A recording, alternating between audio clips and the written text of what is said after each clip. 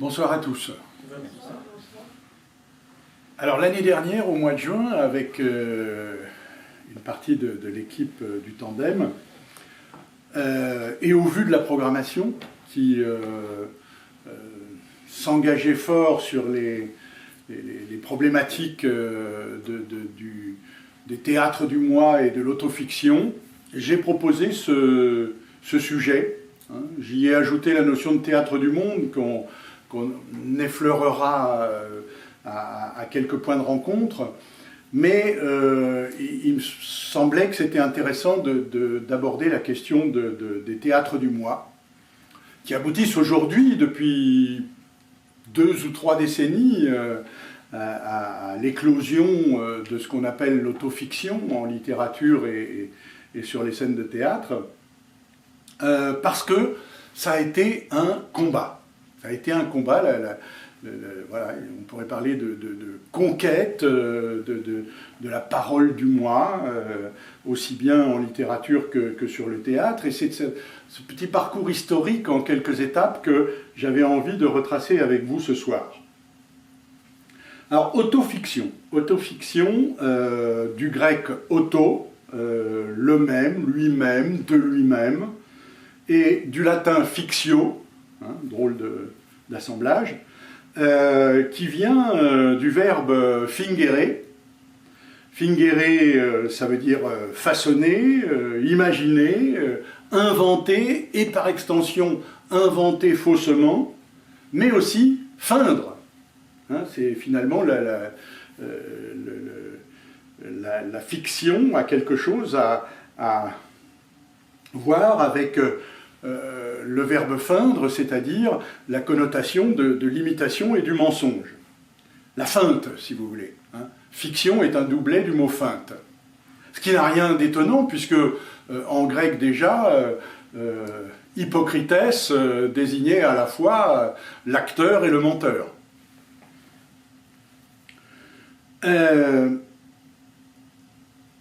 On assiste à une évolution récente, une sorte de variation hybride qui s'appuie à la fois sur l'autobiographie et sur le roman, et qu'on pourrait rassembler dans ce grand ensemble que j'ai appelé en introduction les écritures du moi, les écritures du jeu avec ce jeu de mots qu'on peut faire évidemment sur je, J-E, et je, J-E-U, le jeu dans le jeu, vous l'écrivez dans les deux sens comme vous voulez, mais il me semble que le théâtre, depuis quelque temps déjà, est dans l'exploration de ce jeu du jeu. C'est dire qu'il n'y a pas de génération spontanée de l'éclosion du jeu dans l'histoire du théâtre. Et j'en veux pour preuve la première étape de notre arrêt sur image, c'est l'Antiquité grecque. L'Antiquité grecque avec ce que j'appellerais, au bout de 80 ans de tragédie grecque, l'invention du moi. L'invention du moi, l'invention de la personne dans l'évolution de la tragédie grecque. Au départ, le premier genre littéraire qu'on identifie, qui se rapproche du théâtre, vous le savez peut-être, c'est le dithyrambe. Mais le dithyrambe, qui précède la tragédie, est encore, comme l'épopée, un genre à la troisième personne. C'est souvent l'éloge d'un dieu, chanté, dansé, par un récitant ou par un chœur, ou par les deux. On est très proche de l'invention du théâtre tel que Aristote va la décrire dans sa poétique. Et Aristote le souligne, le théâtre naît avec non plus un récitant qui évoque un personnage à la troisième personne, mais avec un acteur qui s'empare du personnage et en parle à la première personne. C'est l'invention du jeu. L'invention du jeu, c'est la première pièce connue d'Échille. Et il se trouve que sur ces 80 ans qui vont séparer la première pièce d'Eschyle de la dernière pièce d'Euripide, il y a une évolution. Une évolution qui est remarquablement synthétisée au bout de ces décennies de travaux et de recherche par Jacqueline de Romilly.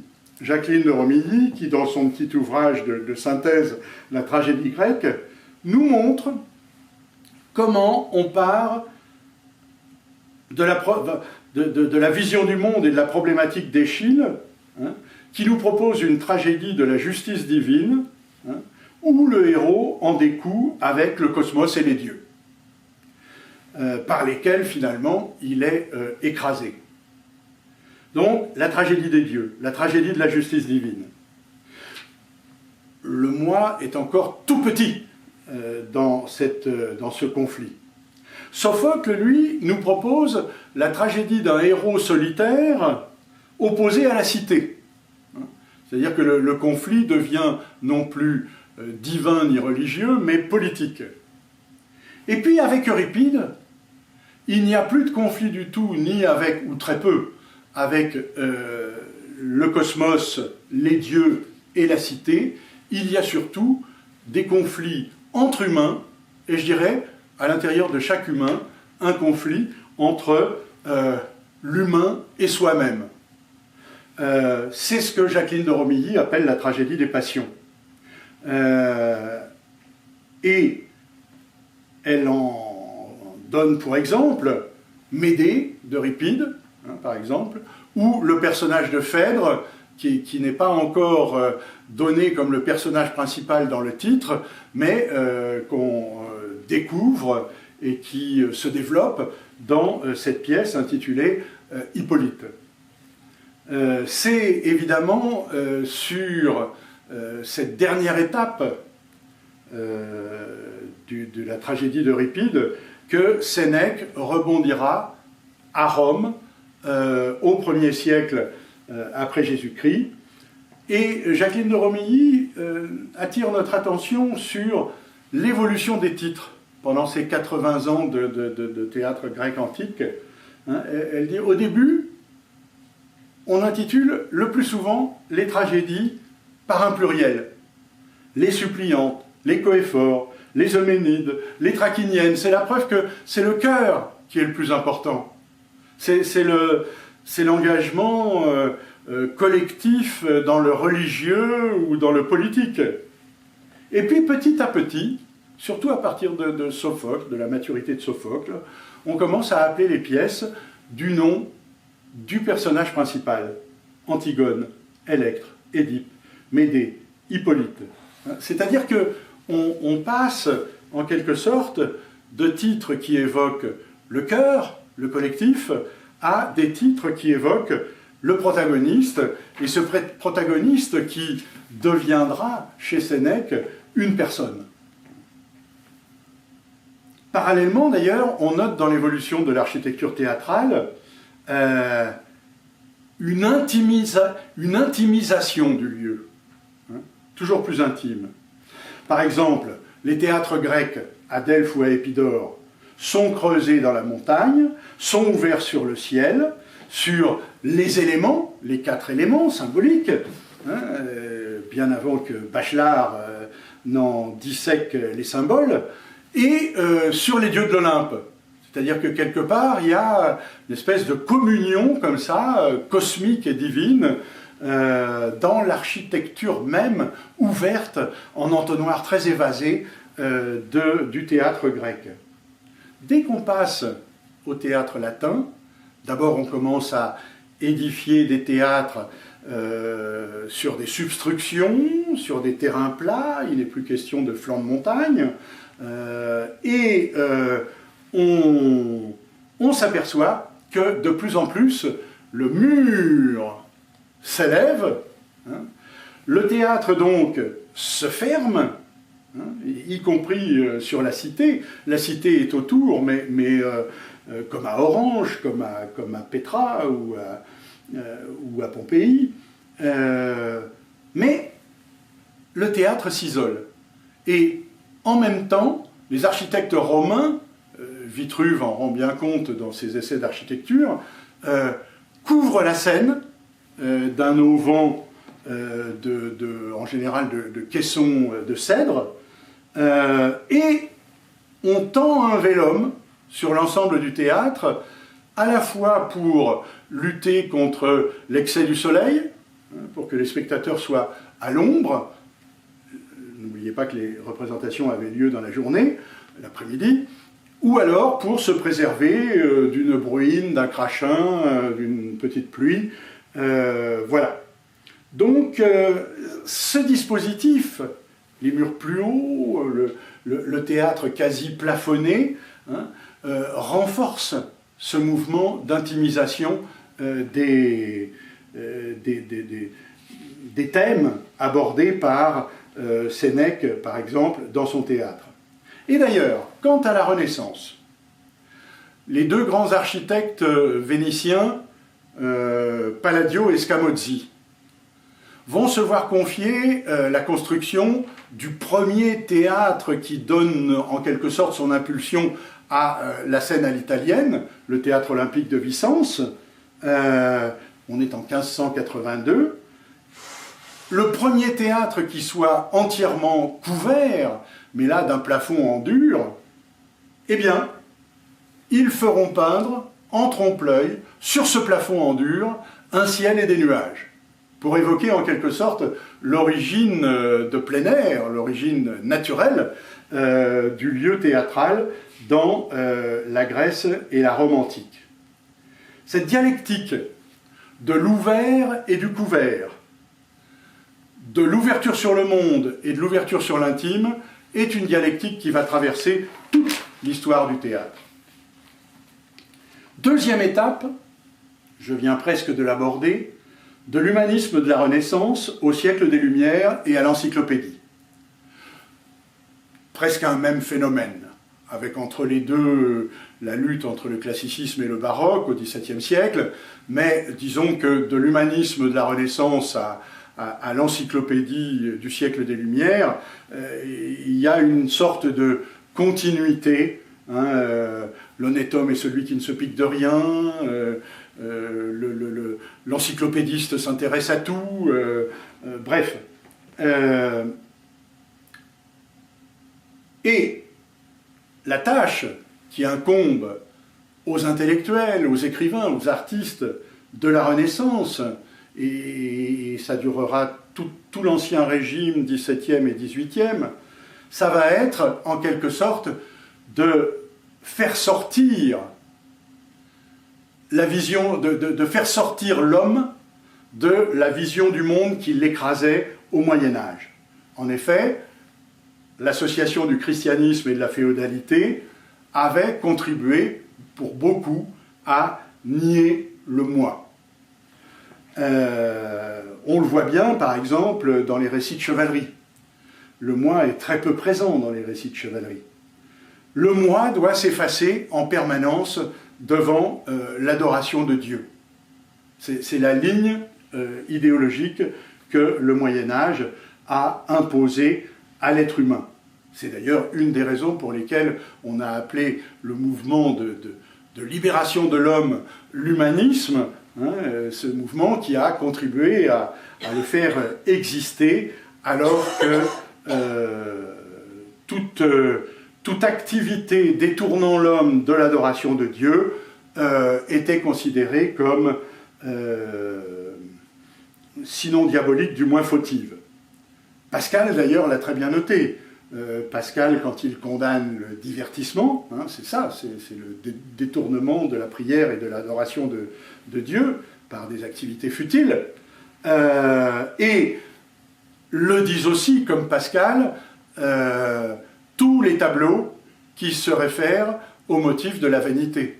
La vanité, c'est la dénonciation des activités les plus futiles de l'homme, les plus sensitives, les plus sensorielles, les plus sensuelles, au détriment de ce qui devrait être sa ligne de conduite, à savoir la prière et l'adoration de Dieu. On peut dire qu'au Moyen-Âge, Et au sortir du Moyen-Âge, le moi est honteux. Presque aussi honteux, j'oserais dire, que l'onanisme ou la masturbation sexuelle. C'est-à-dire que aborder la question du moi dans l'écriture ou dans la pensée a quelque chose d'obscène. Première brèche. Première brèche,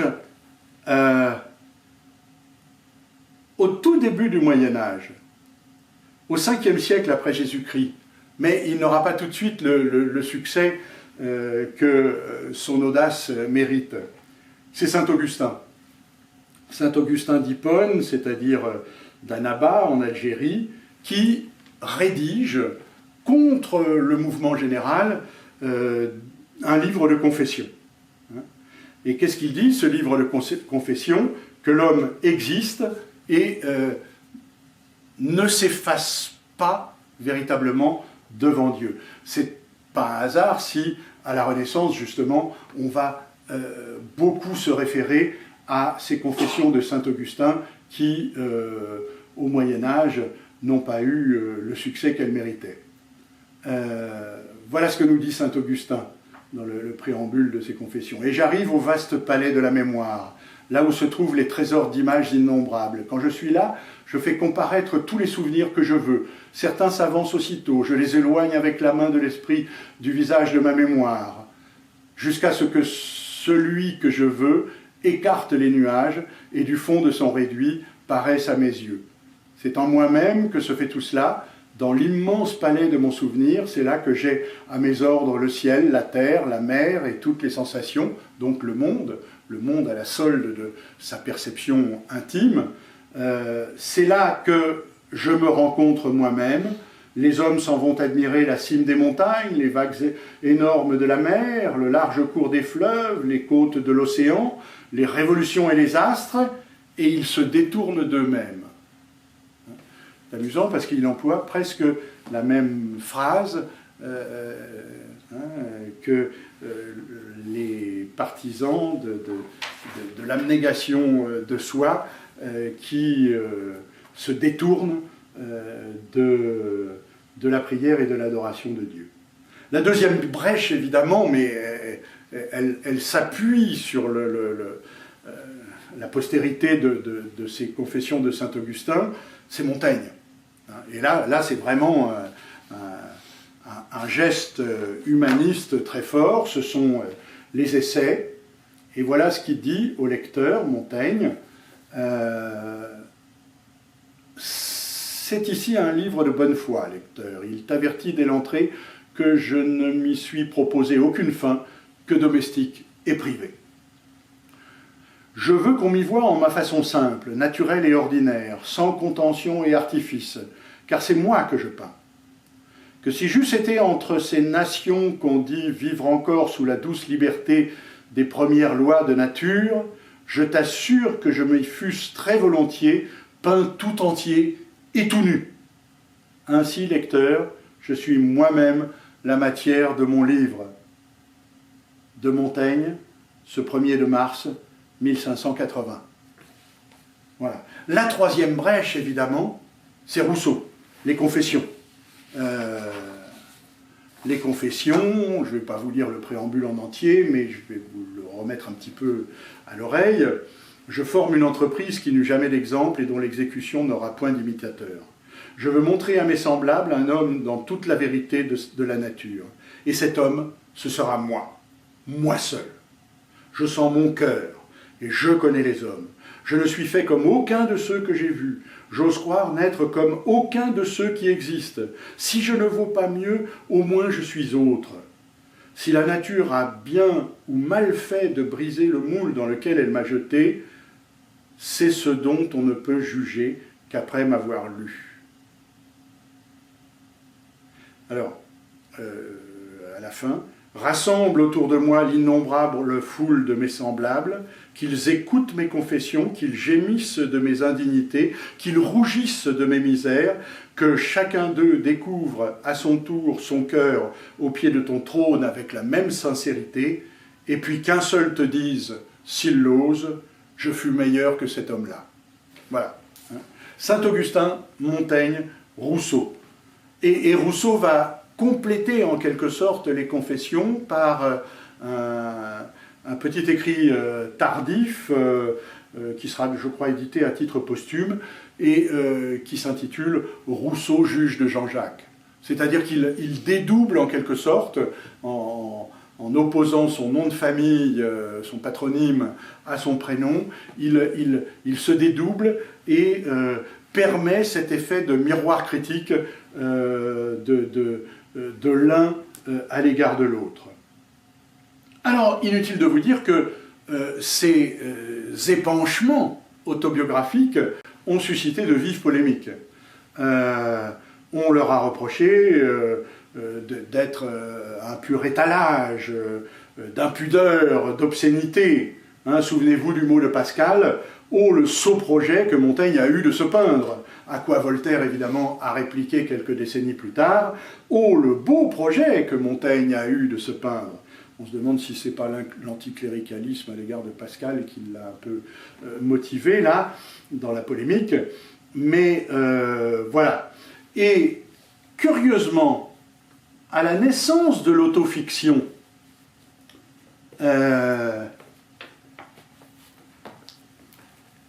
celui à qui on attribue l'acte fondateur de l'autofiction, c'est-à-dire Serge Doubrovski, bien, Serge Doubrovski, voilà ce qu'il nous dit, très peu de temps après la parution de son livre « Fils », qui est en 1977, voilà ce qu'il nous dit. « Impudeur, narcissisme, nombrilisme, exhibitionnisme », s'exclame-t-il, parodiant les détracteurs de l'autofiction. À rapprocher d'ailleurs, me semble-t-il, de la haine que suscite encore aujourd'hui, chez certains prétendus intellectuels, la haine de la psychanalyse. La haine du moi et la haine de la psychanalyse sont deux domaines, évidemment, qui vont bien ensemble. On ne parle pas de ces choses-là. Troisième point, le drame et le psychodrame. Le drame et le psychodrame, et tout particulièrement avec un focus sur ce que j'ai appelé la contribution scandinave.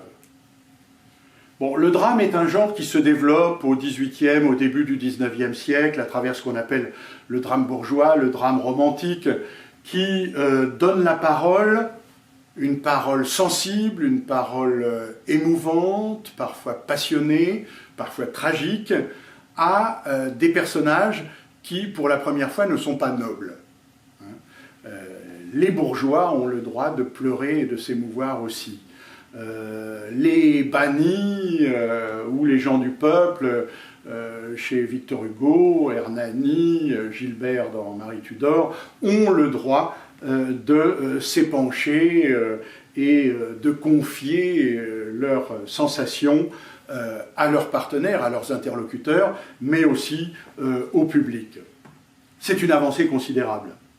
Et évidemment, il y a une grande école dramaturgique qui va rebondir là-dessus, l'enrichir et lui donner véritablement ses lettres de noblesse. C'est ce qu'on a appelé le drame scandinave à la fin du XIXe siècle, dont le chef de file et l'inventeur est Henrik Ibsen, hein, qui s'inscrit dans une espèce de tension entre drame naturaliste et drame symboliste. Il a absorbé et assimilé l'influence de la culture française. Hein, il a été traducteur de pièces françaises dans les théâtres de Bergen. Il a beaucoup lu le théâtre le théâtre comique hérité du vaudeville et de la comédie de boulevard, La Biche notamment, qu'il a traduit. C'est la raison pour laquelle dans les pièces d'Ibsen, les premiers actes sont souvent très légers, très prime-sautiers. Hein, Maison de poupée ou Hedda Gabler, ça commence sans qu'on puisse soupçonner le drame profond qui se cache derrière. Et il a beaucoup lu aussi, comme tous ses amis scandinaves, Strindberg, Bjørnson, Zola. Zola, et par exemple, dans des pièces comme Le Canard sauvage ou dans Les Revenants, on va voir le poids de la théorie darwinienne de l'hérédité que Zola a utilisé notamment dans les Rougon-Macquart, et qui se développe. Alors dans Le Canard sauvage, c'est la transmission biologique, génétique de la cécité d'un grand-père, non, d'un père à sa fille illégitime. Et dans Les Revenants, par exemple, c'est la transmission de la syphilis, des thèmes vraiment naturalistes. C'est aussi ce théâtre du moi d'Ibsen qui fait éclore, alors non seulement le moi humain, le moi masculin, mais également le moi féminin. La question féminine est mise en valeur par Ibsen, ce qui lui a été beaucoup reproché d'ailleurs. On a reproché à Hedda Gabler d'être un plaidoyer contre le mariage bourgeois, on a reproché à Maison de Poupée d'être un véritable encouragement, une véritable provocation au divorce pour les femmes. Et c'est ce qui a fait qu'il y a eu des polémiques dans l'Europe tout entière autour de l'œuvre d'Ibsen, parce que la façon extrêmement sensible dont il traitait le moi féminin a évidemment créé beaucoup de scandales. Je pense à cette magnifique caricature parue dans un journal parisien à la création de telle ou telle de ces pièces dans un théâtre qui est l'ancêtre des Bouffes, qui était déjà les Bouffes du Nord, et la légende de la caricature, parce qu'on voit un Ibsen extravagant, un peu fou, etc. Venez aux Bouffes du Fjord, vous y verrez des Ibsénités. Magnifique résumé de l'atmosphère polémique qui régnait contre Ibsen dans l'Europe tout entière, parce qu'il bousculait un certain nombre de tabous. Tout ça, évidemment, est concomitant de l'émergence de la psychanalyse. De même qu'on respire l'air des drames d'Ibsen et de Strindberg dans toute l'Europe, parce qu'ils sont traduits immédiatement dans toutes les langues, de même on respire, sans même l'avoir lu, le parfum de ce qu'on appelle encore à cette époque-là la psychologie des profondeurs, qui permet d'associer sous une même appellation les travaux de Freud, de Jung et d'Adler. Freud lui-même est tout à fait intéressé par l'œuvre d'Ibsen. Il a procédé à une lecture critique de la pièce la plus mystérieuse, la plus énigmatique et en même temps la plus fortement psychanalytique d'Ibsen, qui s'appelle Rosmersholm. Rosmersholm, c'est le hameau où habite le pasteur Rosmer, et où était implantée de longue date la famille, la généalogie dont il est issu, la famille Rosmer. Alors, qu'est-ce que ça raconte, Rosmersholm? Ça raconte l'histoire d'un pasteur qui se marie, et puis qui, au bout de quelques années de vie commune, se lasse de sa femme, on l'apprend petit à petit par des bribes de révélation, et qui au contraire se rapproche au fur et à mesure qu'il est en désamour avec sa femme, qui se rapproche d'une jeune Rebecca qui travaille à son service,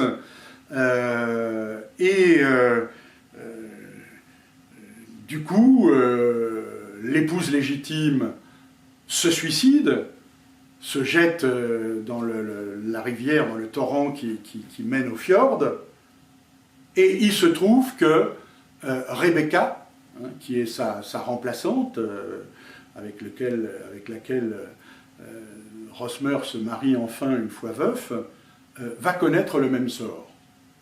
Alors la question de la répétition, de la perversité, du pouce au crime, ou plutôt du pouce au suicide, se pose très fortement dans cette pièce, dans ses rouages, dans ses mécanismes, etc. Il n'y a pas que Freud qui l'a critiqué, la pièce. Quand je dis qu'il l'a critiqué, qui a montré son admiration critique dans un essai qui figure dans l'inquiétante étrangeté et autres essais, dans une rubrique qui s'appelle « Quelques types de caractères ». Il y a aussi Strindberg. Strindberg qui est le cadet d'Ibsen, qui va prendre Ibsen pour modèle pour approfondir un certain nombre de choses dans son œuvre. Strindberg a écrit des essais critiques, et parmi les essais critiques, il y en a un qui analyse Rosmersholm, de son prédécesseur, de son aîné Ibsen, pour en déduire deux concepts dramaturgiques absolument nouveaux dans le paysage théâtral du XIXe siècle, ce qu'il appelle le combat des cerveaux et le meurtre psychique. C'est-à-dire que dans le drame moderne, à partir d'Ibsen et de Strindberg, il n'y a plus besoin d'utiliser le poignard, le revolver ou le poison pour se débarrasser de quelqu'un qu'on trouve un peu trop encombrant dans son voisinage ou dans sa vie. La bagarre psychologique qui conduit l'autre à la folie et qui réveille en lui sa pulsion de mort, suffit en quelque sorte à mener son adversaire, son ennemi psychique, à la mort. Et c'est exactement ce qui se passe dans Rosmersholm, c'est ce qui se passe aussi dans des pièces de Strindberg. Il en reprend le modèle à son compte, comme La danse de mort, comme Père. Une femme veut se débarrasser de son mari dans Père. Comment faire? Elle a une idée géniale. Elle va lui faire croire qu'il n'est pas le père biologique de sa fille. Et le type, il va tomber fou. Au terme de force scène de ménage. Voilà. Donc, Strindberg, lui, s'est spécialisé plus encore qu'Ibsen dans l'enfer conjugal. Et avec des pièces donc, comme Mademoiselle Julie, mais aussi des pièces très intimes, où on rentre dans le psychisme du personnage principal, comme Le Songe, par exemple, qui est une sorte de rêve éveillé, qui devient le nôtre, à nous spectateurs, ou dans Le Chemin de Damas, que vous avez vu récemment dans la mise en scène de Jonathan Châtel, et qui évoque aussi cette même problématique de l'intimité, de l'exploration du moi réel ou du moi onirique. Mais pour Ibsen et surtout pour Strindberg, le moi onirique fait partie du moi réel. C'est en ça que la concomitance avec la psychanalyse est troublante. Autrement dit, les pièces d'Ibsen sont de longues et cruelles scènes de ménage où triomphe la psychopathologie et sa représentation sur scène. C'est à cette problématique-là que l'un des grands professeurs et directeurs de l'Institut d'études théâtrales de Paris-Sancier, Jean-Pierre Sarrazac, qui a succédé assez brillamment à Bernard Dort, il y a consacré une bonne partie de sa vie hein, à ces théâtres scandinaves, en les comparant d'ailleurs avec le théâtre français, contemporain ou ultérieur, dans un très beau livre qui s'appelle « Théâtres intimes », et dans un autre qui en est la suite, qui s'appelle « Théâtre du moi, théâtre du monde », auquel j'avais emprunté ce titre. Et l'un de ses disciples a poursuivi le travail. Il s'appelle Joseph Danan, hein, et il a écrit un livre tout à fait dans le droit fil de la pensée et de la recherche de Sarrazac, Le théâtre de la pensée. Voilà. Et c'est lui notamment qui attire notre attention sur l'un des successeurs très importants d'Ibsen et de Strindberg. C'est l'américain Eugene O'Neill. L'américain Eugene O'Neill qui est le fondateur d'une dramaturgie nationale américaine. Auparavant, les Américains empruntaient à l'anglais, empruntaient à l'Europe, mais pour la première fois, un auteur dramatique s'impose dans la culture américaine, à la fin du XIXe et au début du XXe siècle. Il s'appuie, O'Neill, sur sa très bonne connaissance, très bien assimilée, de la tragédie antique, et notamment il nous donne une version d'Electre transposée dans l'Amérique contemporaine du XIXe siècle, à savoir celle de la guerre de sécession. Il a beaucoup lu Ibsen, Strindberg, et en mettant ça dans son shaker, la tragédie antique Ibsen et Strindberg, il produit des pièces tout à fait remarquables qui vont encore un tout petit peu plus loin. Vous voyez, on descend toujours plus profond dans cette psychologie des profondeurs, qui vont encore un petit peu plus loin dans l'exploration du moi. Il y en a une qui est une invention géniale, c'est l'étrange intermède. L'étrange intermède, c'est une pièce polyphonique qui raconte l'histoire d'une communauté d'amis, familiale, etc. Et il invente un procédé extraordinaire, très audacieux pour l'époque, on est en 1928, c'est ce que j'appellerais l'arrêt sur image. À un moment donné, au milieu d'une scène, les personnages se figent.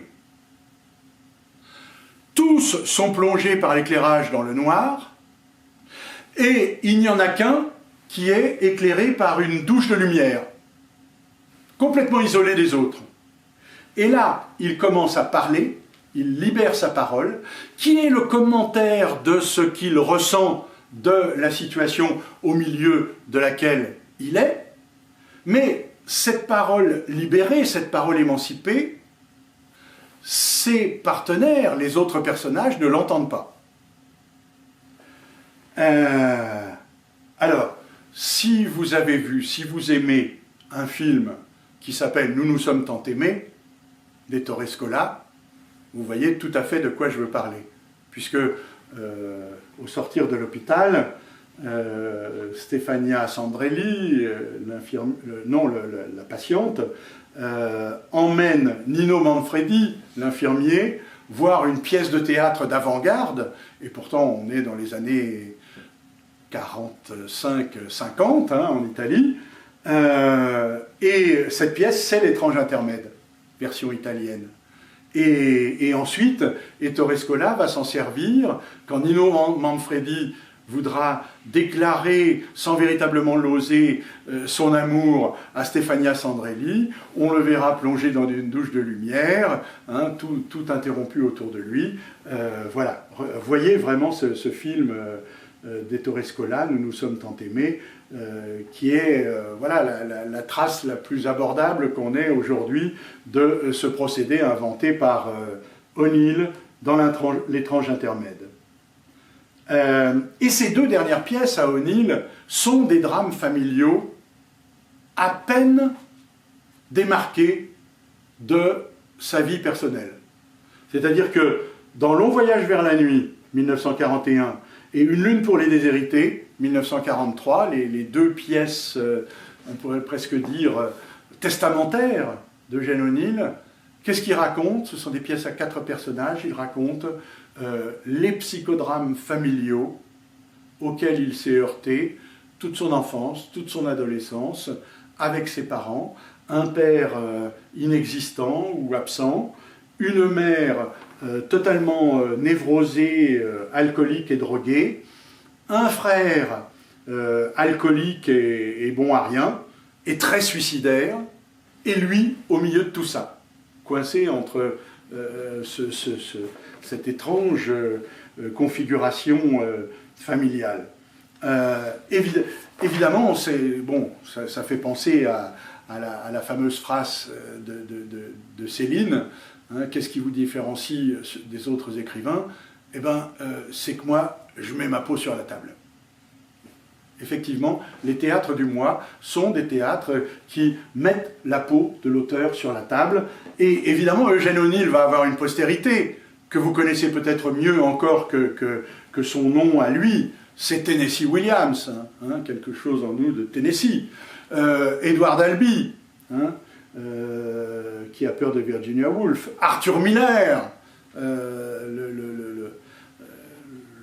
probablement le compagnon le plus créatif de Marilyn Monroe.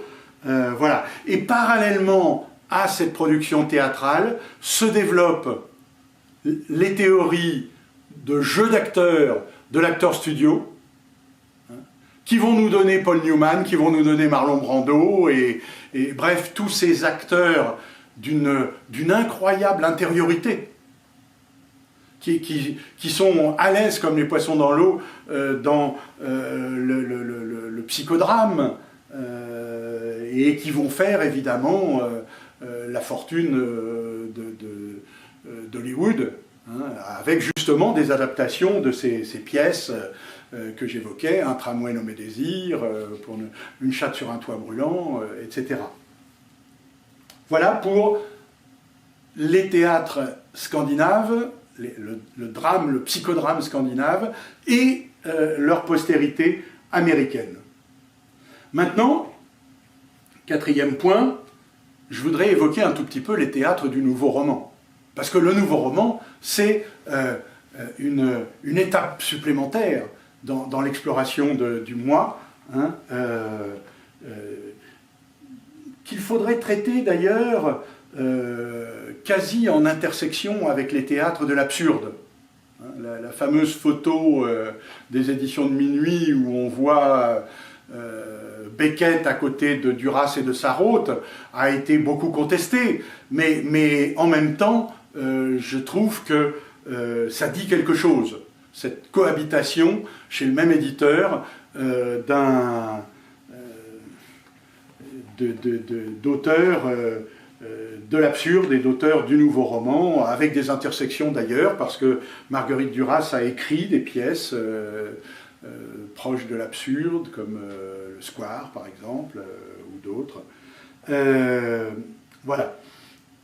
Il faut dire qu'ils avaient bien fait de choisir les éditions de Minuit, à moins que ce soit les éditions de Minuit qui aient bien fait de les choisir, parce que ce sont des éditions issues, comme leur nom l'indique, ou tout du moins le métaphorise, de la résistance, des publications clandestines de la résistance, publications littéraires, hein, mais imprimées à la Ronéo dans des caves, hein, et diffusées sous le manteau. Et quand les éditions de Minuit peuvent voir le jour à la Libération, eh bien, un catalogue va se former progressivement grâce au goût personnel de Jérôme Lindon, et je dirais à une réflexion commune de tous ces auteurs, une réflexion que le philosophe allemand Theodor Adorno, lié à l'école de Francfort, avait osé formuler, et pourtant elle était très provocatrice cette formule, comment écrire encore de la poésie après Auschwitz et Hiroshima. C'est une vraie question. Et je vais citer deux auteurs, là aussi, du côté du moi féminin. C'est Nathalie Sarraute et Marguerite Duras. Nathalie Sarraute, tout d'abord. Son essai majeur s'intitule « L'ère du soupçon », qu'on peut interpréter comme « l'ère du doute ». Pourquoi ? parce qu'elle considère qu'on ne peut plus écrire après la Deuxième Guerre mondiale, et ces deux grandes catastrophes, comme on écrivait encore au XIXe siècle, c'est-à-dire selon les préceptes de l'illusion réaliste et du roman naturaliste. C'est plus possible de faire oublier qu'il y a un narrateur, ça n'est plus possible de faire oublier que ce narrateur doute, parce que l'artiste, l'écrivain, a été confronté à la question de l'horreur et donc à la question du doute par rapport à la confiance qu'il pouvait exprimer dans le monde. Et c'est comme ça qu'elle écrit, qu'elle invente le concept de tropisme. Qu'est-ce que c'est qu'un tropisme pour Nathalie Sarraute? C'est l'affleurement du subconscient dans la parole écrite, dans la parole accidentelle de l'écriture, dans cette parole à peine contrôlée, à peine maîtrisée, voire qui parfois échappe. Et évidemment, c'est très proche, encore une fois, de la psychanalyse. On voit bien qu'il y a un avant et après psychanalyse dans l'évolution des théâtres du moi. Exemple, une pièce archi-célèbre, Pour un oui, pour un non. Je suis sûr que certains d'entre vous la connaissent. Deux vieux amis, très complices, ont une conversation à la fois anodine, amicale, un peu mondaine, conversation de salon, deux garçons bien élevés. Ça a été joué par par Dussolier et Arditi, je crois, entre autres. Mais c'est pour vous donner un petit peu la tonalité. Et à un moment donné, l'un des deux prononce cette formule totalement anodine. C'est bien ça. Et tout le reste de la pièce va être un commentaire de l'intonation et du sens que l'autre, l'interlocuteur, peut attribuer à ce « c'est bien ça ». Bon. Là, on est aux antipodes de l'illusion réaliste. Voilà. Ce c'est bien ça donne lieu à des interprétations multiples, les plus paranoïaques, et Nathalie Sarraute est en cohérence avec elle-même, parce que dans ce monde de la deuxième moitié du XXe siècle, on n'est sûr de rien, on n'est plus sûr de rien. Marguerite Duras va explorer, quant à elle, le matériau autobiographique. Barrage contre le Pacifique et l'histoire de son adolescence, de sa prime jeunesse. Ça va devenir une pièce, Eden Cinéma. Les souvenirs d'Indochine et de l'Asie tout entière vont hanter son écriture, qu'on peut considérer comme un pas vers l'autobiographie ou l'autofiction. L'amant de la Chine du Nord, toute la déclinaison du vice-consul et d'India Song. Bien sûr, il y a quelques entorses françaises et métropolitaines, la Musica, Agatha, mais de toute façon, l'ensemble de l'œuvre de Marguerite Duras est plongé dans l'intime. Elle-même reconnaîtra la dette inconsciente qu'elle éprouvera sur le tard à l'égard de l'œuvre de Maeterlinck, de Péléas et Mélisande, ou d'autres pièces qui, elles aussi, exploraient le moi intime. Et puis, elle inaugure une technique de la parole romanesque et théâtrale qui ensuite se développera chez beaucoup d'autres auteurs, une technique de parole performative, à travers une figure de rhétorique. Alors ne soyez pas effrayés si c'est la première fois que vous l'entendez, ça va être je vais la définir très simplement. C'est l'épanorthose. L'épanorthose, dans épanorthose, vous avez ortho, qui veut dire correct, droit, voilà. L'épanorthose, c'est la figure de rhétorique qui consiste à corriger son propos. non pas se rétracter, mais ajouter un adjectif ou un verbe ou un nom plus précis. Voilà, on n'est pas satisfait du mot qu'on vient de trouver, alors on en ajoute un autre pour se rapprocher un peu plus de la vérité. Mais on appelle ça aussi la rétroaction, le redressement ou la correction.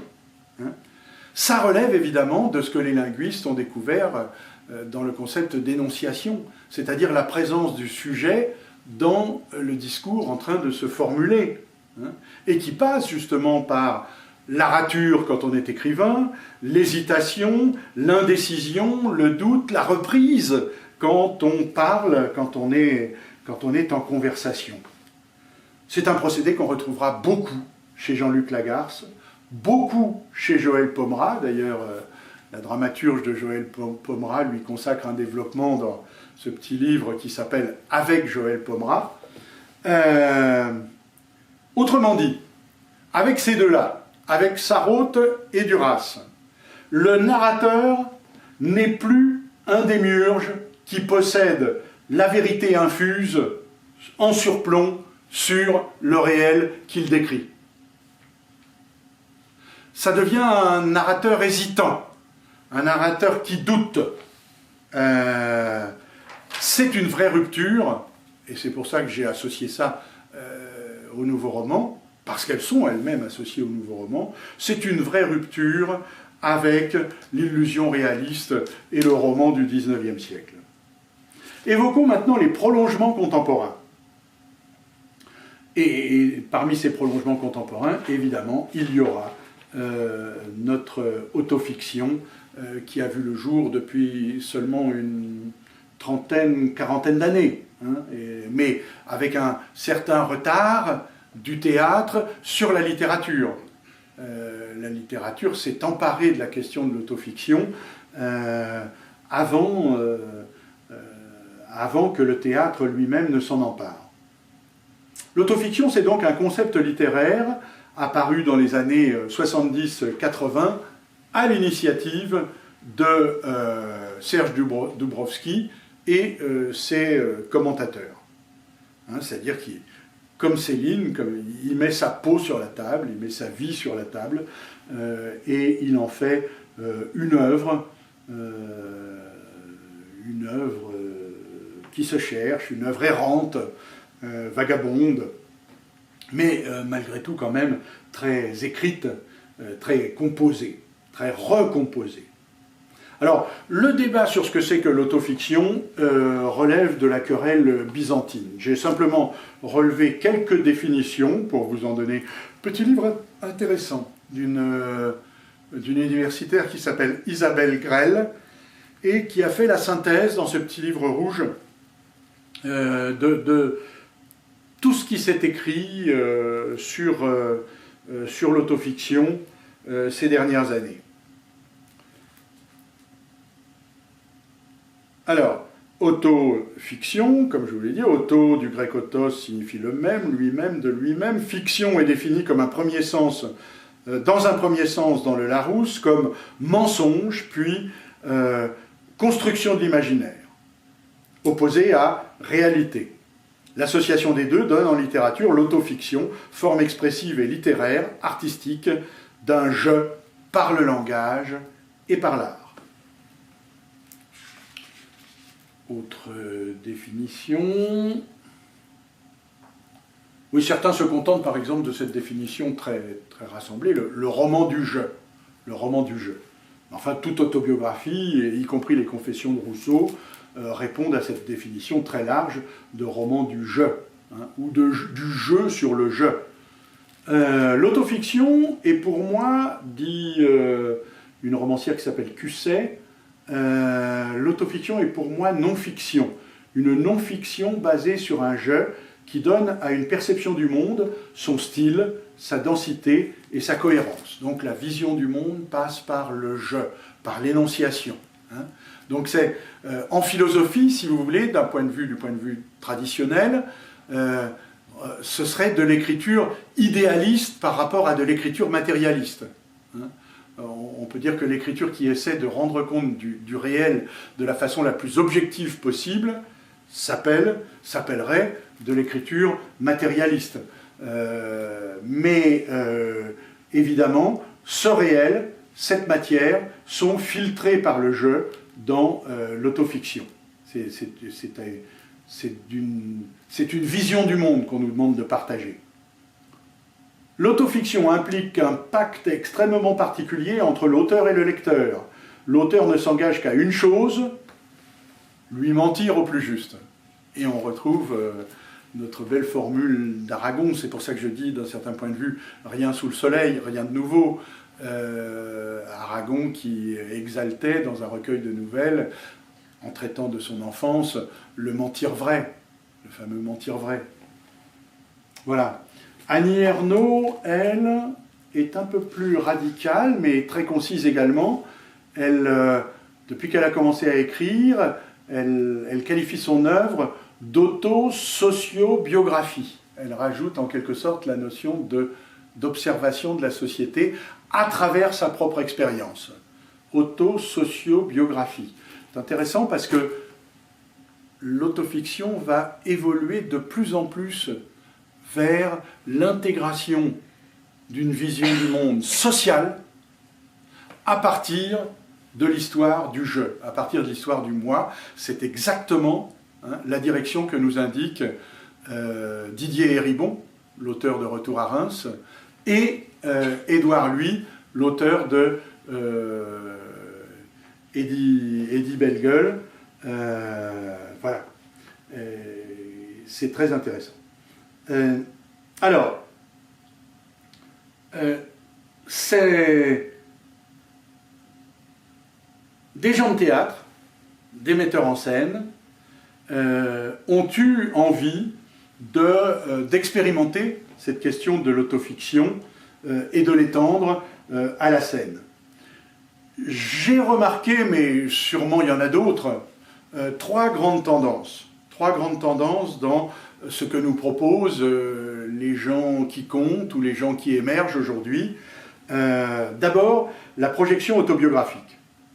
La projection autobiographique, c'est-à-dire que la biographie de l'auteur, un peu comme chez Strindberg et son enfer conjugal, un peu comme chez O'Neill et son psychodrame familial de l'adolescence, issu de l'adolescence, une projection autobiographique, mais après tout, est-ce que la projection autobiographique n'a pas toujours alimenté, n'a pas toujours nourri l'écriture dramatique, même quand elle apparaît très détachée de la personnalité intime de son auteur? Je pense à Molière, par exemple, à la présence chez Molière mais obsessionnelle, névrotique, de la phobie du cocuage. Phobie d'être cocu. On a ça dans toutes les pièces, ou presque, ou la moitié des pièces de Molière. Les visions cornues, comme il fait dire à Sganarelle.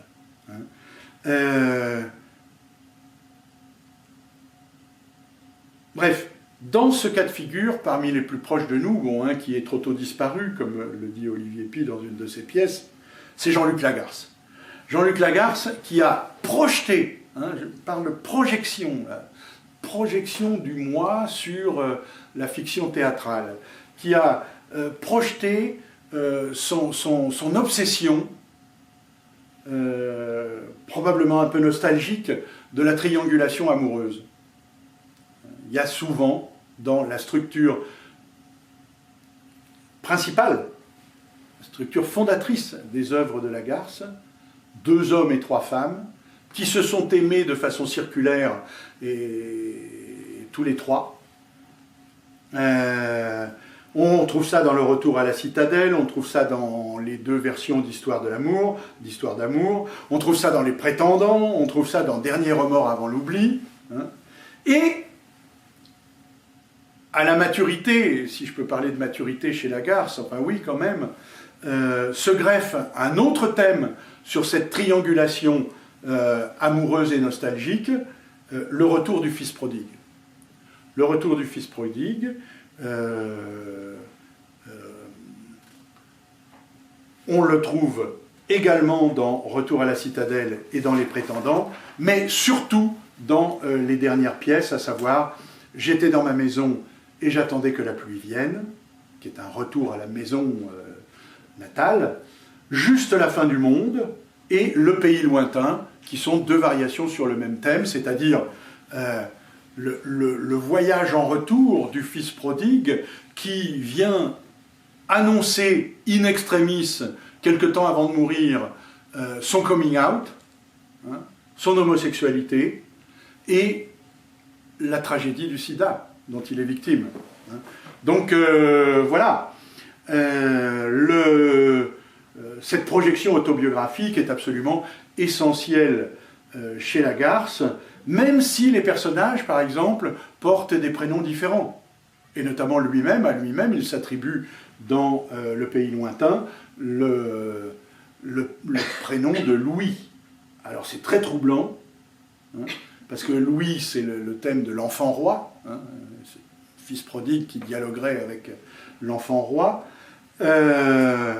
Mais il se trouve que c'est le prénom obsessionnel aussi de l'œuvre de Lagarce, de Pomera, dont le père s'appelait Louis, qui a intitulé sa compagnie, la compagnie Louis Brouillard, et qu'il a entamé un cycle de pièces sur la Révolution française qu'il intitule Fin de Louis. Bon. Et puis, Eddie Bellegueule, c'est son vrai nom à l'état civil, a adopté le nom que ses camarades lui ont donné, Édouard, parce qu'il trouvait que Eddie, ça ne faisait pas très sérieux, donc on l'a appelé Édouard à l'école, et quand il a cherché un nom de famille, il a pensé à ce personnage de Lagarce, dans Le pays lointain, et il s'est appelé Eddie Louis, hein, parce que c'est l'auteur dramatique qui, sur la question du coming out, sur la question de l'éloignement entre la culture récemment acquise par des études brillantes et les origines modestes, populaires, ouvrières, avec lesquelles il avait beaucoup de mal à se réconcilier sur fond d'homophobie. Voilà pourquoi ce prénom Louis est tout à fait intriguant dans l'émergence de ce théâtre de projection autobiographique ou d'autofiction. Autre metteur en scène qui met sa peau sur la table et en la fictionnant, en la transposant, c'est Wajdi Mouawad. Il n'y a pas une pièce de Wajdi Mouawad qui ne parle du conflit au Moyen-Orient ou qui ne l'évoque comme souvenir. Son enfance, sa petite enfance passée au Liban, ce traumatisme avec lequel il n'est pas encore entré en résilience du bus incendié, qui est pour lui l'horreur absolue de son enfance, et qu'on retrouve évidemment dans la pièce Incendie. Et puis cette question de l'écartèlement entre son pays d'origine, le Liban, et l'Europe, où on n'a pas voulu de lui, puisque les parents n'ont pas obtenu leur permis de séjour à Paris, donc ils sont allés à Montréal, et là on les a accueillis. C'est pour ça qu'aujourd'hui, Wajdi Mouawad est libano-québécois. Eh bien cette histoire qui l'a amené à une sorte d'épopée, une sorte d'odyssée étrange, c'est-à-dire le rapatriement du corps de son père au Liban, avec toutes les difficultés, toutes les épreuves qu'il a traversées pour cela, ça a fait l'objet d'une pièce comme Littoral. Autre cas de figure, la mise en scène s'empare d'un récit d'autofiction. Alors là, par exemple, on a Christine Angot, qui en ce moment, on en a parlé un petit peu à la rubrique des faits divers, à cause de tags antisémites qui ont été appliqués sur les murs du TNS, met à l'épreuve une pièce qu'elle a créée à partir d'un de ses romans, Un amour impossible. C'est Célipote qui met en scène avec Bulogier et Maria de Medeiros, et c'est l'histoire de l'adolescence de Christine Angot, les difficultés de dialogue avec sa mère, et l'impossibilité notamment de révéler, de parler de l'inceste qu'elle subit avec son père après l'avoir retrouvé. Voilà. Christine Angot comme auteur qui fait évoluer notre rapport de spectateur à la scène sur la question de l'autofiction. Et puis il y a eu ce que vous allez découvrir dans quelques jours, ici ou à Arras, retour à Reims. Ici. Retour à Reims. Là, on est dans le cas de figure, hein, comme Célipote et Christine Angot, de metteurs en scène qui s'emparent d'œuvres d'autofiction narratives, écrites beaucoup plus sous forme d'essais et de romans. Laurent Atta, metteur en scène de notre région, avait déjà proposé une version de Retour à Reims qui avait eu beaucoup de succès. C'est d'ailleurs en entendant parler de cette version par Laurent Atta lui-même que Thomas Ostermeyer a décidé de la monter à Berlin, puis à Londres, et enfin à Paris, et en tournée dans la France entière. Alors, Didier Ribon, je vais redire un petit peu ce que j'ai dit à propos d'Édouard Louis. C'est quelqu'un qui a fait des études brillantes, issu d'un milieu très modeste, aussi bien sur le plan du confort matériel que sur le plan intellectuel et culturel, et qui, après 30 ans d'absence, et notamment de rupture de contact avec son père, décide de revenir à Reims, voir sa mère, non pas le jour des obsèques de son père, mais le lendemain, ce qui est déjà tout un symbole. Et évidemment, la communication est très difficile entre la mère et le fils. Non seulement une sorte de fossé culturel de classe les sépare, hein, un mode de vie déjà qui sépare la province et l'intelligentsia parisienne, mais en plus il y a ce grand fossé de l'option homosexuelle prise par Didier Ribon, et qui évidemment heurte considérablement les origines familiales homophobes qu'il retrouve 30 ans après. Il a inventé d'ailleurs, bon, il évoque à propos de son essai une forme d'auto-analyse. Bon, on n'est pas dans l'autofiction, mais lui parle d'auto-analyse. Et il évoque comme thème principal, que d'ailleurs en tant que sociologue il a approfondi dans toutes sortes de recherches, le concept de transfuge de classe. La difficulté, hein, pour quelqu'un qui a changé de classe grâce à ses études, hein, de classe culturelle, mais également de classe sociale, la difficulté de continuer à dialoguer avec la classe de ses origines, surtout quand s'ajoute à cette problématique la question de l'identité sexuelle et du genre. Là, en soi, l'œuvre de Didier Ribon, même si elle apporte quelque chose de très neuf, notamment dans l'analyse et le commentaire, n'offre pas une problématique nouvelle. J'avais lu quelques années auparavant un très beau livre que je vous recommande d'Aurélie Filippetti, notre pas très bonne ministre de la Culture, éphémère, qui avait écrit, avant d'être ministre, un excellent livre qui s'appelait « Les derniers jours de la classe ouvrière ».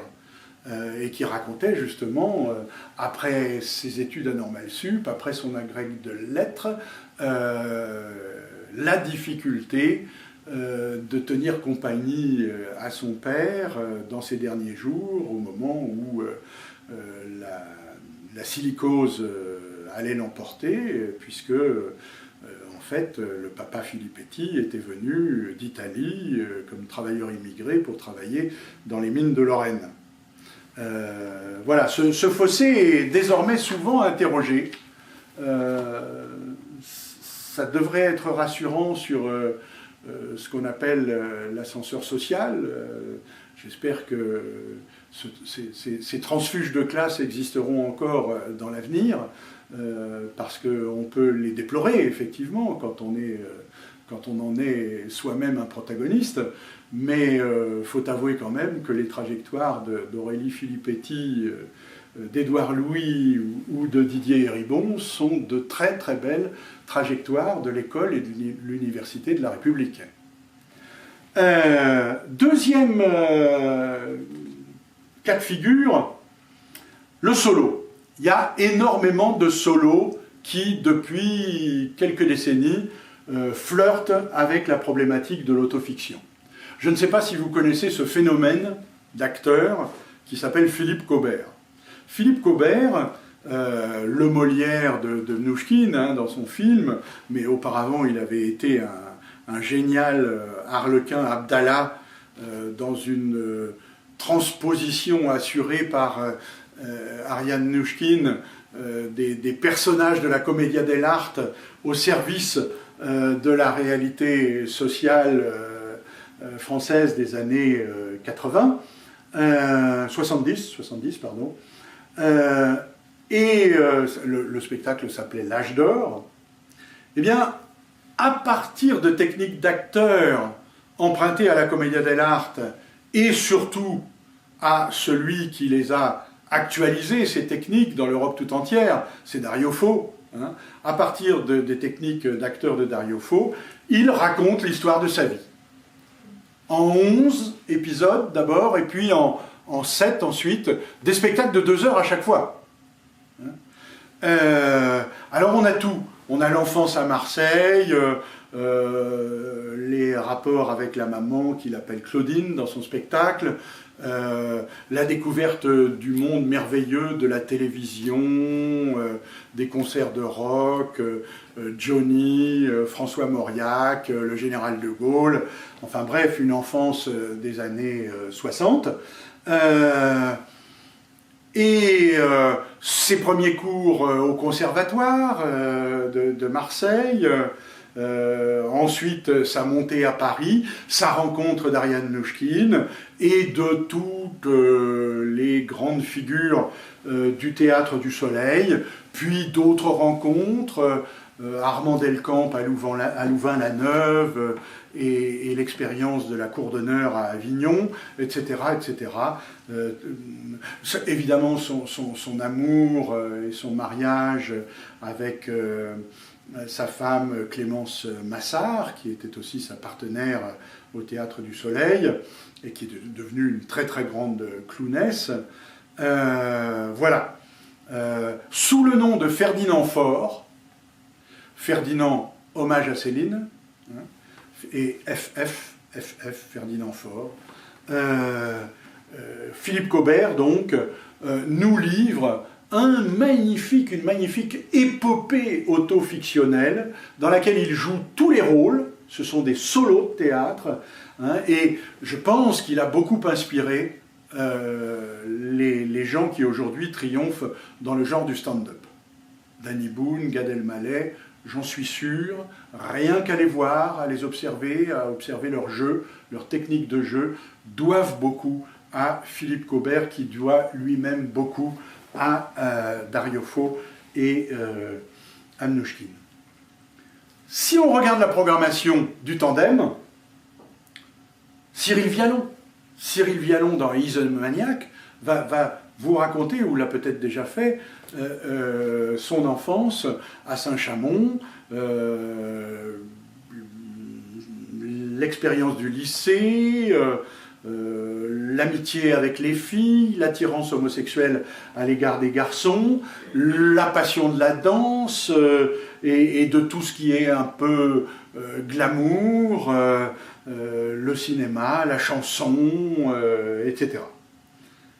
Bernadette Gruson, Bernadette Gruson, si on regarde ses 3 derniers spectacles les plus importants, Abattoir, Fesses et quelque chose, met constamment en scène les scènes de son enfance et de son adolescence avec sa mère, hein, que dans une de ses pièces d'ailleurs, elle appelle « ma mère » d'un seul mot, hein, qui est devenu un personnage de théâtre, ma mère.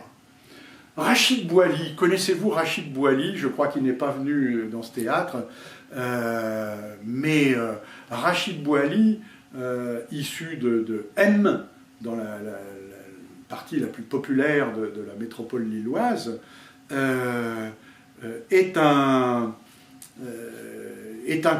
conteur, acteur très inspiré lui aussi de Philippe Caubert et de Dario Fo, qui joue tous les personnages de sa cité, sa mère bien sûr, hein, et l'admiration de sa mère pour la figure de John Wayne dans les westerns, etc., etc., qui met en scène l'histoire de sa vie dans, je crois, 3 ou 4 spectacles aujourd'hui, jusqu'à d'ailleurs mettre en scène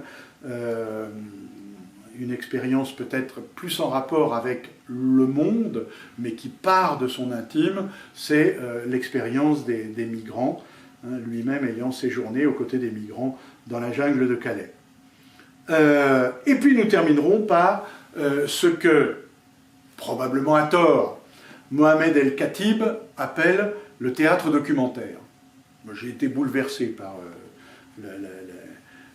au théâtre d'Arras, dans la petite salle André Rebaz, la semaine dernière, par cette forme de théâtre du réel, de théâtre vérité, un peu comme on parle du cinéma vérité, théâtre presque de performance, hein, qui pourrait apparaître comme cousin de celui de Milao Rao, que peut-être vous avez déjà découvert ici à travers Five Easy Pieces qui évoquait l'affaire du trou, et une pièce plus récente, La Reprise, qui évoquait le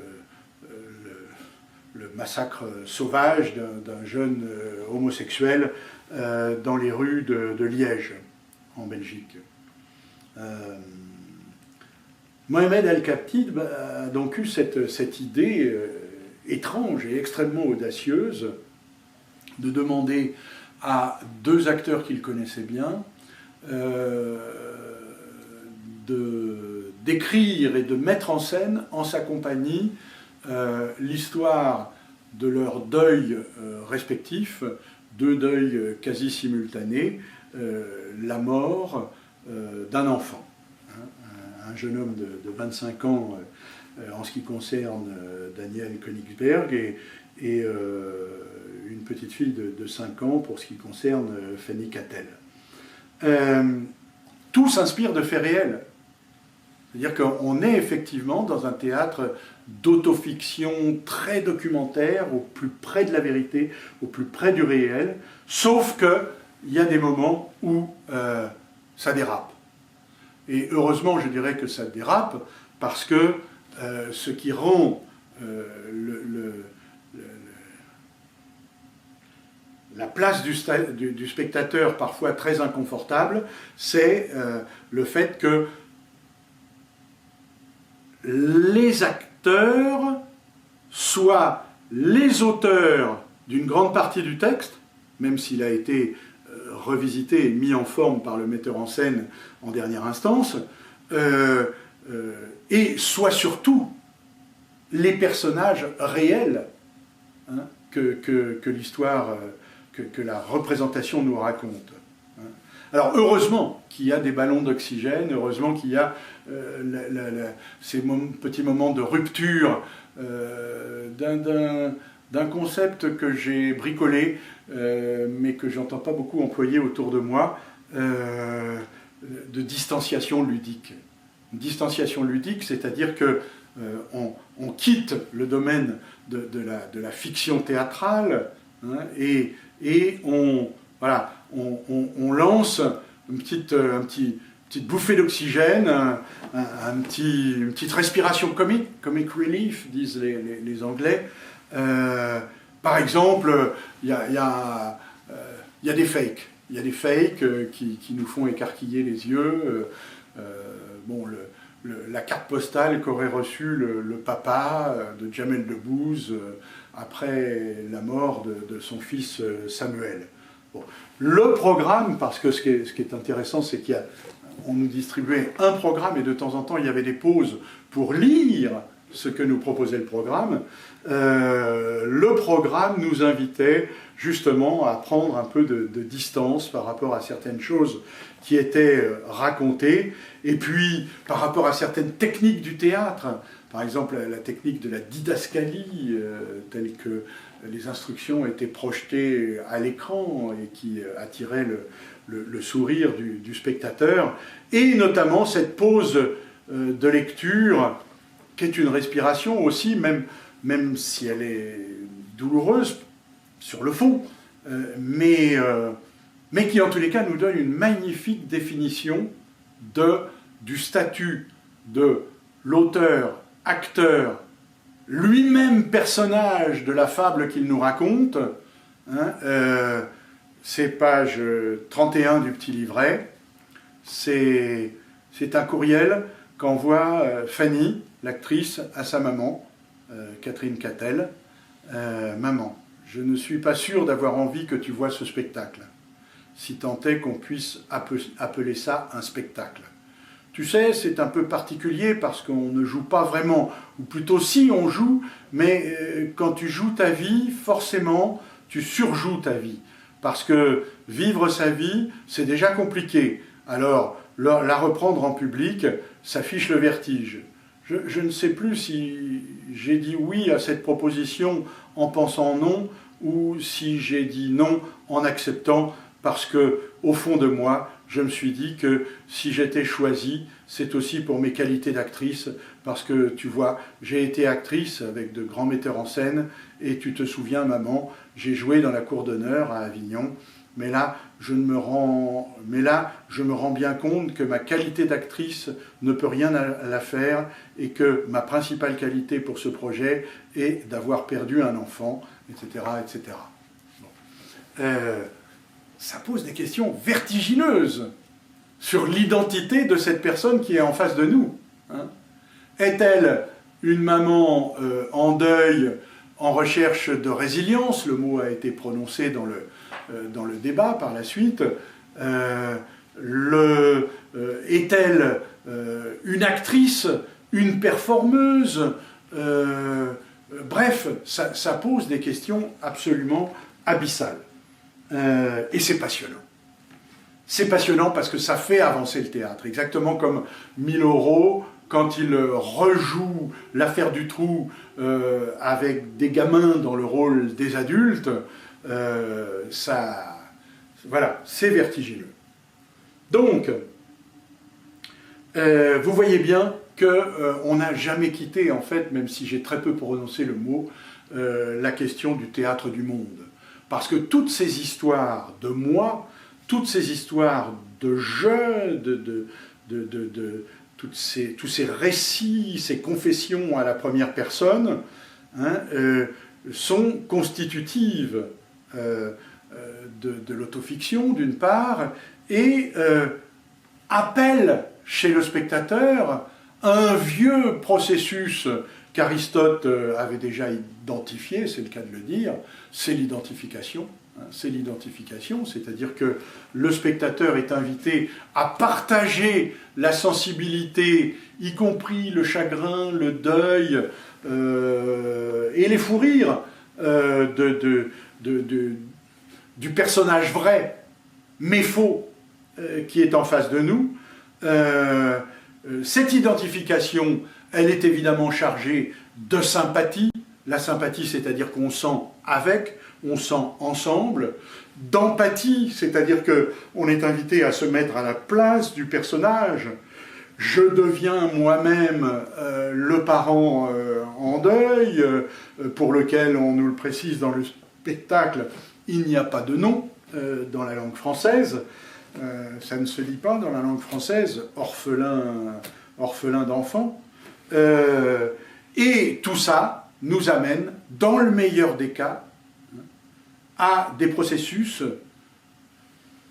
qu'on pourrait rapprocher de la catharsis d'Aristote, c'est-à-dire la purification, la purgation des passions, des mauvaises passions de l'âme, hein, ou tout simplement à ce que, plus modestement, Boris Cyrulnik appelle la résilience. Voilà, si j'ai essayé de poser quelques hypothèses sur la question, la grande question, à quoi servent les théâtres du moi, en dehors du nombrilisme et du narcissisme, j'espère que ce moment de partage vous aura un peu éclairé sur la fonction de ces obscénités intimes, c'est-à-dire superlatif d'intérieur, hein, c'est le plus intérieur de l'intérieur, l'intime. Hein. Donc voilà. Si vous avez des questions, ce sera avec plaisir.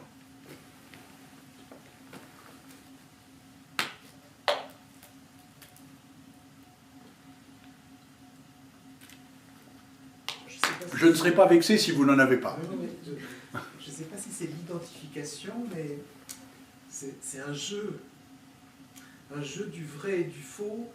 On se dit, ah là il exagère, ouais. Ah là ça sonne vrai, ah là ça a l'air de lui être arrêté. Enfin, c'est un jeu un peu... Voilà, ah là c'est quelque chose qui est bien vu par rapport au monde, etc. Un jeu, voilà. Je pense à Lucien Fradin aussi. Alors je n'ai pas vu son spectacle. Voilà. Pas vu son spectacle, j'ai pas pu m'appuyer dessus. Il joue très très fort sur justement la confession et l'aveu de toute son enfance, quoi.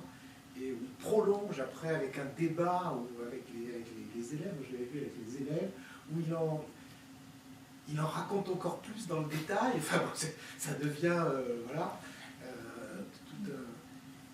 Et puis je pensais aussi à Andrea Bescon qui a fait un spectacle où elle se met en scène, alors là, ce que tu appelais la distanciation ludique, elle est extraordinaire et extravagante, parce que elle raconte des horreurs sur l'aveuglement de sa mère, enfin, c'est abominable, et on est comme chez Colbert, on est mort de rire. Ouais. C'est devenu un film d'ailleurs. Hein. Oui, mais le film est quand même beaucoup moins intéressant. Oui, moi j'ai raté la pièce, donc je me contenterai du film. Voilà, donc je ne sais pas, la distanciation ludique... Mais on est dans l'autofiction voilà. Avec Bescon, c'est sûr. Ah, oui. Non, mais je disais, pour moi, la distanciation ludique, ça je vois bien... Mais je pense que c'est la seule solution pour que les choses ne soient pas étouffantes. Oui, tout à fait. Et ça, on le doit à Shakespeare. Ouais. Shakespeare est l'inventeur de la distanciation ludique via l'intermède clownesque. Hein.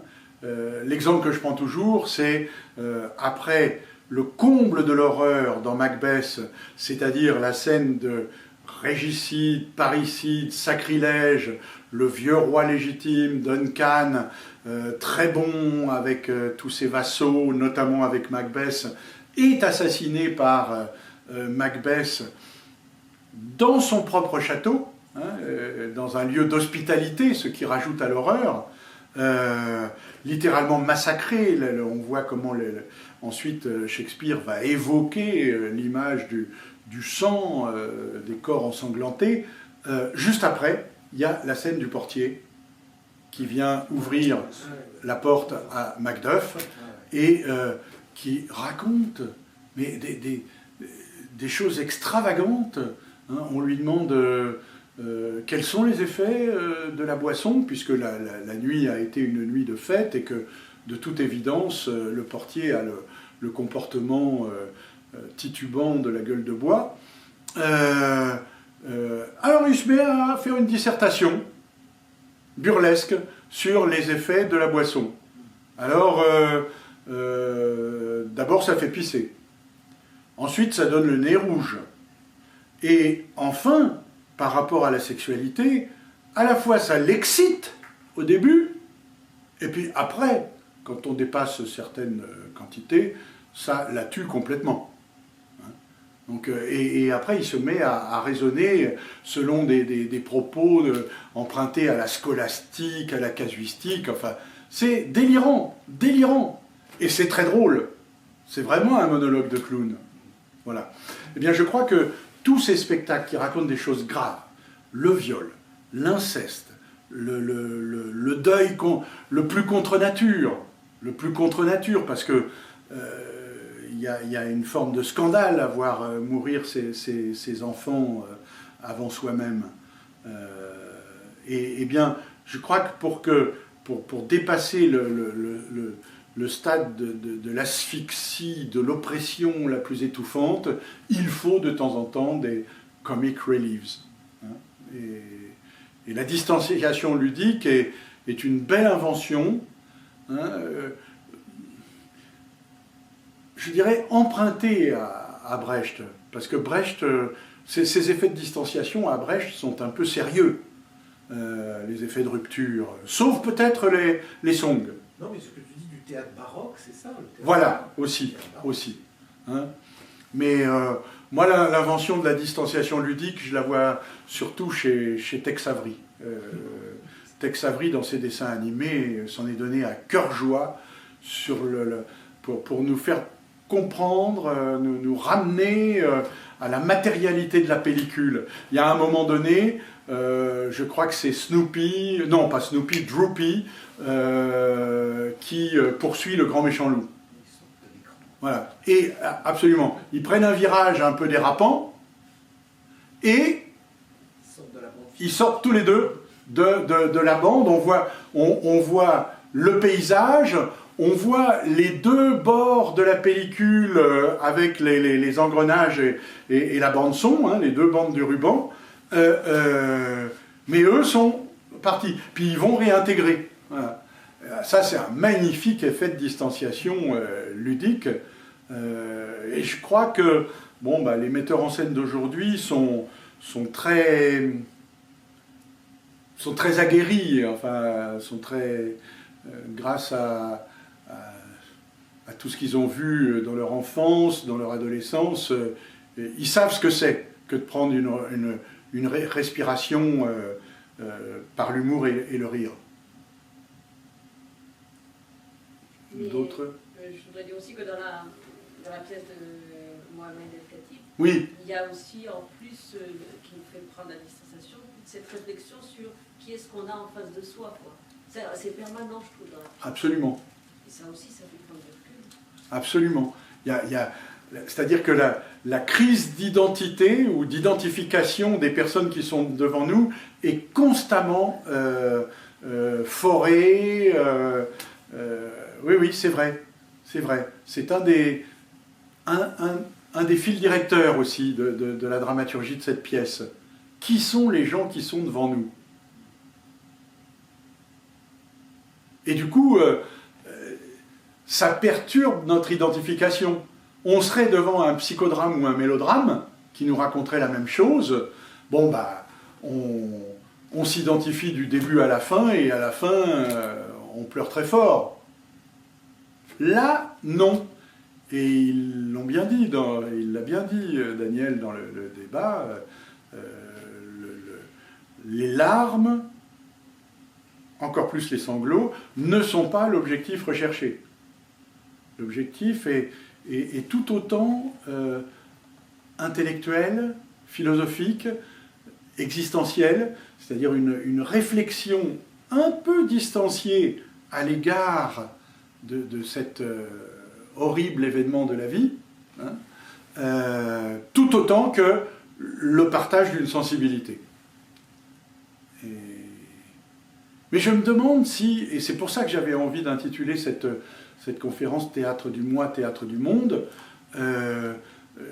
je me demande si aujourd'hui l'ambition de ces artistes, écrivains ou metteurs en scène, n'est pas justement, maintenant que les idéologies se sont effondrées, que l'utopie des lendemains qui chantent s'est éloignée, s'ils n'ont pas envie justement de raconter le monde leur perception du monde à partir d'expériences sensibles, intimes, voilà. Et de faire réagir les spectateurs. Voilà. D'ailleurs, moi je pense que si les choses évoluent de cette façon,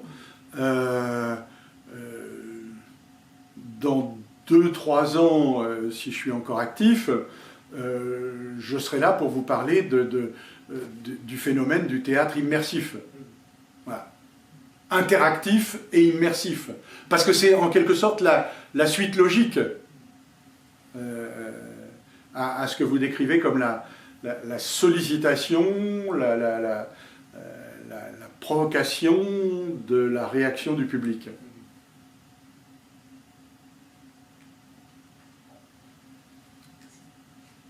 On peut conclure là-dessus, du coup.